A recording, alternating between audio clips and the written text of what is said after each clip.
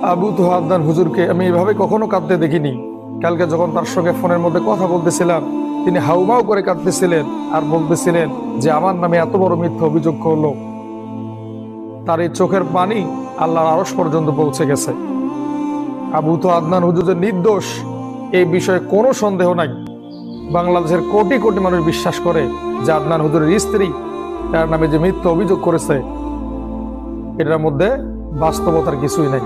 আদনান হুজুরের চরিত্র এত সুন্দর এবং তিনি মানুষের সঙ্গে এত শালীন ভাষায় কথা বলে, মেয়েদেরকে এত ইজ্জত সম্মান দেয়।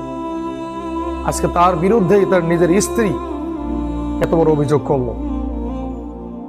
আমি তার বাড়িতে যাব, আমি তার স্ত্রীর বাবা মায়ের সঙ্গে কথা বলবো কেন তার মেয়ে এই কাজটা করলো। আমি এখন ঢাকায় আছি, এই জন্য তার বাড়িতে যেতে পারতেছি না। তো আমি সেই মেয়ের বাড়িতে যাব এবং তার